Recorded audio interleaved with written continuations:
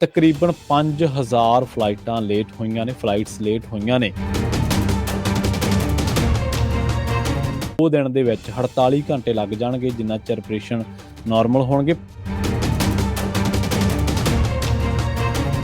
ਪਹਿਲਾਂ ਸੁਣਨ ਦੇ ਵਿੱਚ ਇਹ ਆਇਆ ਕਿ ਸ਼ਾਇਦ ਅਮਰੀਕਾ ਦਾ ਜਿਹੜਾ ਨੋਟੈਮ ਆ ਉਹਨੂੰ ਹੈਕ ਕਰ ਲਿਆ ਗਿਆ। ਮਾਮਲਾ ਕਿੰਨਾ ਗੰਭੀਰ ਹੈ, ਇਸ ਗੱਲ ਦਾ ਅੰਦਾਜ਼ਾ ਇਸ ਚੀਜ਼ ਤੋਂ ਲਾਇਆ ਜਾ ਸਕਦਾ ਹੈ ਕਿ ਇਸੇ ਮਾਮਲੇ ਤੇ ਵਾਈਟ ਹਾਊਸ ਦੇ ਵਿੱਚ ਐਮਰਜੈਂਸੀ ਮੀਟਿੰਗ ਹੋਈ। ਅਮਰੀਕਾ ਦੇ ਨਾਲ ਜੁੜੀ ਇੱਕ ਅਹਿਮ ਖਬਰ ਬਾਰੇ ਜਾਣਕਾਰੀ ਦਿੰਦੇ ਚੱਲੀਏ। ਉਸ ਖਬਰ ਨੇ ਸਾਰੀ ਦੁਨੀਆ ਦੇ ਵਿੱਚ ਤਰਥੱਲੀ ਮਚਾ ਦਿੱਤੀ ਸੀਗੀ ਜੀ। ਅਮਰੀਕਾ ਦੇ ਵਿੱਚ ਹੋਇਆ ਕਿ ਜਿਹੜਾ ਏਅਰ ਟ੍ਰੈਫਿਕ ਹੈ ਉਹਦੇ ਨਾਲ ਜੁੜਿਆ ਜਿਹੜਾ ਕੰਪਿਊਟਰ ਸਿਸਟਮ ਆ ਉਹਦੇ ਵਿੱਚ ਕਿਤੇ ਨਾ ਕਿਤੇ ਦਿੱਕਤ ਆ ਗਈ ਸੀਗੀ ਤੇ ਯੂਐਸ ਦੇ ਵਿੱਚ ਫਲਾਈਟ ਆਪਰੇਸ਼ਨ ਜਿਹੜੇ ਆ ਉਹ ਹੁਣ ਹੌਲੀ-ਹੌਲੀ ਸ਼ੁਰੂ ਹੋ ਚੁੱਕੇ ਨੇ।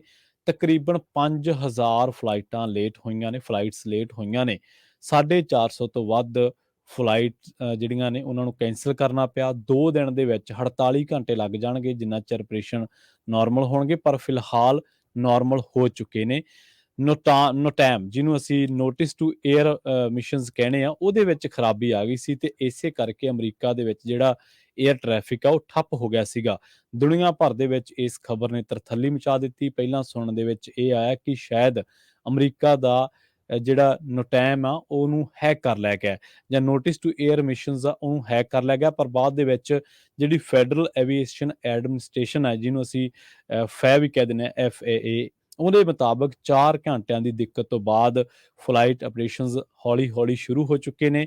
ਐਵੀਏਸ਼ਨਸ ਐਕਸਪਰਟ ਜਿਹੜੇ ਨੇ ਉਹ ਦੱਸਦੇ ਨੇ ਕਿ ਇਹਨਾਂ ਨੂੰ ਹੌਲੀ-ਹੌਲੀ ਹਾਲਾਤਾਂ ਨੂੰ ਨਾਰਮਲ ਹੋਣ ਦੇ ਵਿੱਚ ਹੋ ਸਕਦਾ 2 ਦਿਨ ਤੱਕ ਦਾ ਸਮਾਂ ਲੱਗ ਜੇ। ਮਾਮਲਾ ਕਿੰਨਾ ਗੰਭੀਰ ਹੈ, ਇਸ ਗੱਲ ਦਾ ਅੰਦਾਜ਼ਾ ਇਸ ਚੀਜ਼ ਤੋਂ ਲਾਇਆ ਜਾ ਸਕਦਾ ਹੈ ਕਿ ਇਸੇ ਮਾਮਲੇ ਤੇ ਵਾਈਟ ਹਾਊਸ ਦੇ ਵਿੱਚ ਐਮਰਜੈਂਸੀ ਮੀਟਿੰਗ ਹੋਈ। ਜਦੋਂ ਇਹ ਸਿਸਟਮ ਬੰਦ ਹੋ ਗਿਆ, ਜਦੋਂ ਇਹ ਸਿਸਟਮ ਸਲੋ ਹੋ ਗਿਆ ਤਾਂ ਉਸ ਤੋਂ ਬਾਅਦ ਅਮਰੀਕਾ ਦੇ ਨਾਲ-ਨਾਲ ਵਿਸ਼ਵ ਭਰ ਦੇ ਵਿੱਚ ਤਰਥੱਲੀ ਮੱਚ ਗਈ ਕਿ ਕਿਤੇ ਅਮਰੀਕਾ ਦਾ ਜਿਹੜਾ ਨੋਟੈਮ ਆ ਉਹਨੂੰ ਹੈਕ ਕਰ ਲਿਆ ਗਿਆ।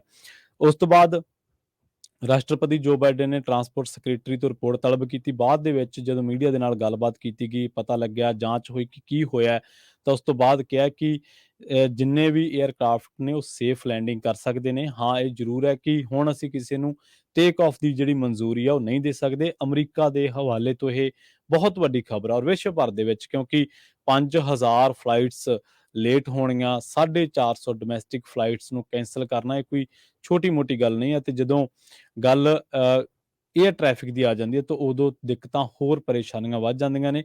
ਸੋ ਹੁਣ ਇਹਦੀ ਜਿਹੜੀ ਲਾਪਰਵਾਹੀ ਆ ਉਹਦੇ ਤੇ ਵੀ ਚਰਚਾ ਚੱਲਣ ਲੱਗੀ ਹੈ।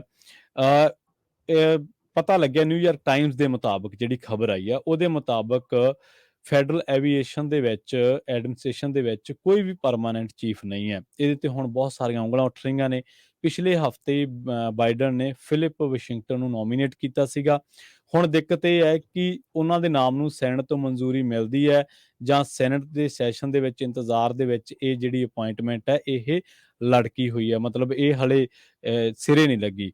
ਇਹ ਹੈਗਾ ਕਿ ਹੁਣ ਜਿਹੜੀ ਆਹ ਘਟਨਾ ਵਾਪਰ ਗਈ ਉਸ ਤੋਂ ਬਾਅਦ ਬਾਈਡਨ ਦਾ ਜਿਹੜਾ ਪ੍ਰਸ਼ਾਸਨ ਆ ਉਹ ਰਿਪਬਲਿਕਨਸ ਦੇ ਨਿਸ਼ਾਨੇ ਤੇ ਆ ਗਿਆ। ਉਹਨਾਂ ਨੂੰ ਕਾਫੀ ਵਿਰੋਧ ਦਾ ਤੇ ਆਲੋਚਨਾ ਦਾ ਸਾਹਮਣਾ ਕਰਨਾ ਪਿਆ। ਪਰ ਬਾਅਦ ਦੇ ਵਿੱਚ ਪੂਰੇ ਅਮਰੀਕਾ ਭਰ ਨੂੰ ਇੱਥੋਂ ਥੋੜੀ ਜਿਹੀ ਤਸੱਲੀ ਹੋਈ ਜਦੋਂ ਵਾਈਟ ਹਾਊਸ ਤੋਂ ਕਿਹਾ ਗਿਆ ਕਿ ਇਹ ਇੱਕ ਸਾਈਬਰ ਅਟੈਕ ਨਹੀਂ ਹੈ। ਵਾਈਟ ਹਾਊਸ ਦੀ ਪ੍ਰੈਸ ਸੈਕਟਰੀ ਕੈਰਨ ਜੇਨ ਨੇ, ਜਿਨ੍ਹਾਂ ਨੇ ਇਹ ਕਈ ਮੀਡੀਆ ਅਦਾਰਿਆਂ ਦੇ ਨਾਲ ਗੱਲਬਾਤ ਕੀਤੀ, ਇਸ ਤੇ ਜਿਹੜਾ NBC ਨਿਊਜ਼ ਦੇ ਹਵਾਲੇ ਦੇ ਨਾਲ ਆਪਾਂ ਗੱਲ ਕਰਾਂਗੇ, ਉਹਨਾਂ ਨੇ ਕਿਹਾ ਕਿ ਕੋਈ ਵੀ ਇਹੋ ਜਿਹੀ ਗੱਲ ਨਹੀਂ ਹੈ ਜਿਹਦੇ ਵਿੱਚ ਅਸੀਂ ਸਾਈਬਰ ਅਟੈਕ ਦਾ ਗੱਲ ਕਹਿ ਸਕੀਏ, ਨਾ ਇਹ ਸਾਈਬਰ ਅਟੈਕ ਦਾ ਮਾਮਲਾ ਹੈ। ਪਰ ਅਸੀਂ ਇਹਨੂੰ ਪੂਰੀ ਗੰਭੀਰਤਾ ਦੇ ਨਾਲ ਜਾਂਚ ਦੇ ਹੁਕਮ ਦਿੱਤੇ ਗਏ ਨੇ। ਪਰ ਹਲੇ ਵੀ ਨੋਟੈਮ ਦੇ ਵਿੱਚ ਜਿਹੜੇ ਉੱਥੋਂ ਦੇ ਹਾਲਾਤ ਨੇ, ਹਲੇ ਵੀ ਵਾਈਟ ਹਾਊਸ ਤੇ ਨੋਟੈਮ ਦੇ ਵਿੱਚ ਹਾਲਾਤ ਨਾਰਮਲ ਨਹੀਂ ਹੋਏ। ਫੈਡਰਲ ਐਵੀਏਸ਼ਨ ਐਡਮਿਨਿਸਟ੍ਰੇਸ਼ਨ ਹੈ ਜਿਹੜੀ, ਉਹਦੇ ਵਿੱਚ ਵੀ ਹਲੇ ਬਹੁਤ ਸਾਰੀ ਤਰਥੱਲੀ ਹੈ। ਪਰ ਰਾਹਤ ਵਾਲੀ ਗੱਲ ਇਹ ਹੈ ਕਿ ਹੁਣ ਤਕਰੀਬਨ ਜਿਹੜੇ ਆਪਰੇਸ਼ਨਸ ਆ ਉਹ ਸ਼ੁਰੂ ਹੋ ਚੁੱਕੇ ਆ। ਸੋ ਅਮਰੀਕਾ ਦੇ ਹਵਾਲੇ ਦੇ ਨਾਲ ਇਹ ਖਬਰ ਤੁਹਾਡੇ ਸਾਰਿਆਂ ਦੇ ਨਾਲ ਸਾਂਝੀ ਕਰਨੀ ਬਣਦੀ ਸੀ। ਮਿੰਟੂ ਜੀ, ਤੁਸੀਂ ਇਸ ਖਬਰ ਤੇ ਜੇ ਕੋਈ ਟਿੱਪਣੀ ਕਰਨਾ ਚਾਹੋ ਤਾਂ ਜੀ। ਨਹੀਂ, ਦੇਖੋ, ਇਹ ਬਹੁਤ ਵੱਡੀ ਇੱਕ ਤਰ੍ਹਾਂ ਨਾਲ ਘਟਨਾ ਹੈ ਜੀ।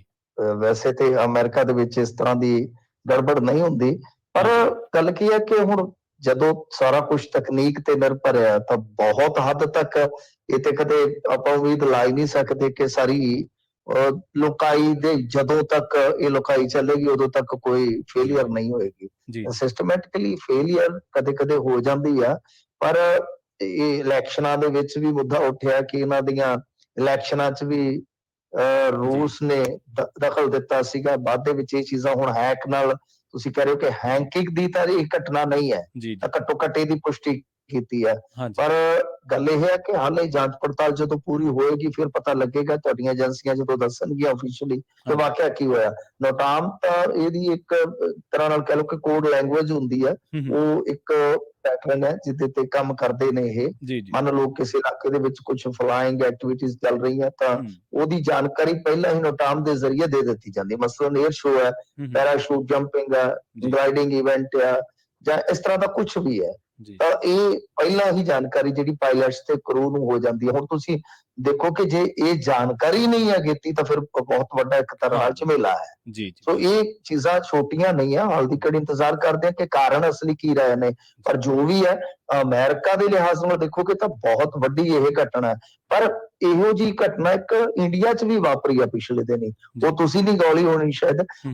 ਜਿਹੜਾ ਹੈਗਾ ਬੰਬੇ 에ਅਰਪੋਰਟ ਆ, ਹਾਂਜੀ ਮੁੰਬਈ 에ਅਰਪੋਰਟ ਹੈ ਜਿਹਨੂੰ ਹੁਣ ਅਡਾਨੀ ਹੋਰਾਂ ਨੇ ਲਿਆ ਹੋਇਆ ਠੇਕੇ ਤੇ, ਤਾਂ ਉੱਥੇ ਵੀ ਇੱਕ ਤਰ੍ਹਾਂ ਨਾਲ ਕਹਿ ਲਓ ਕਿ ਸਿਸਟਮ ਫੇਲ ਕਰ ਗਿਆ ਸੀ, ਸਰਵਰ ਬਿਲਕੁਲ ਨਾਕਸ ਹੋ ਗਏ ਸਨ। ਜੀ ਜੀ ਤਾਂ ਉਹਦਾ ਨਤੀਜਾ ਕੀ ਹੋਇਆ ਸੀ ਕਿ 4 ਘੰਟੇ 5 ਘੰਟੇ ਉੱਥੇ ਤਰਥੱਲੀ ਮਚ ਗਈ ਸੀ। ਜੀ ਤਾਂ ਇਹ ਚੀਜ਼ਾਂ ਜਿਹੜੀਆਂ ਵਾਪਰ ਰਹੀਆਂ ਨੇ ਤਾਂ ਇਹ ਬਹੁਤ ਕੁਝ ਧਿਆਨ ਦੇਣ ਦੀ ਜ਼ਰੂਰਤ ਹੈ। ਜੀ ਜੀ ਮੈਂਡੂ ਜੀ, ਤੁਸੀਂ ਉਹਨਾਂ ਲੋਕਾਂ ਬਾਰੇ ਸੋਚ ਕੇ ਵੇਖੋ ਜਿਹੜੇ ਉਸ ਟਾਈਮ ਇਹ ਟਰੈਵਲ ਕਰ ਰਹੇ ਹੋਣਗੇ, ਉਹਨਾਂ ਦੇ ਪਰਿਵਾਰਾਂ ਤੇ ਕੀ ਬੀਤ ਰਹੀ ਹੋਊਗੀ।